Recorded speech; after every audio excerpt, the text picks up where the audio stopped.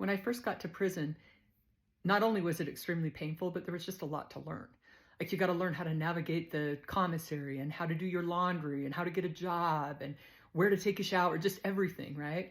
So I remember standing outside the area where women did their laundry and found out that I had to go sign up for a spot, which seemed pretty intimidating because there was this big group of women. And down the hall walks this 6'2" black woman. Her name's TooTall.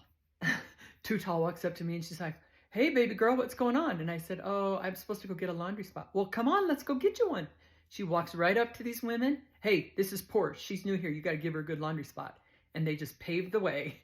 The Red Sea parted and they gave me a good laundry spot. So I kept an eye on TooTall and I found out that she was in the day room most of the time crocheting and watching the cooking channel. So I would go sit by her and just ask her questions. And she was so sweet. One time I asked her, I said, "TooTall, why are you in prison?" And she says, "Oh, I'm a drug dealer, that's why."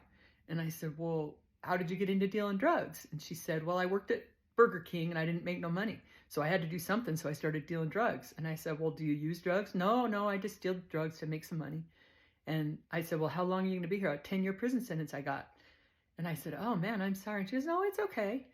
And then I said, "Well, TooTall, did you ever get married or anything?" And she gets this dark look in her eyes and she goes, "No, Porsche, I don't need no man." She said, "I got my boy Charles out there and Charles is a real good kid." She goes, "He's going to college and everything. When I got pregnant with Charles, his daddy told me I was ugly and I should go get an abortion. I don't need no man after that." And I was like, "Oh man, I'm sorry." And she smiled. She goes, "No, Charles is great. We do real fine just on our own." And I said, "Okay, sounds good."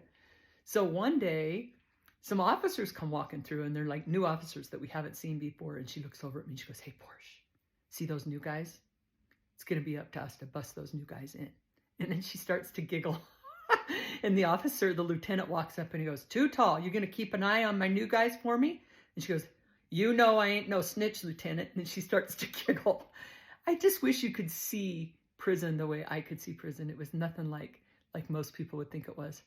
One time I asked TooTall, I said, "Hey, TooTall, did they call Charles TooTall Jr.?" And she laughed. We both laughed for about 10 minutes over that.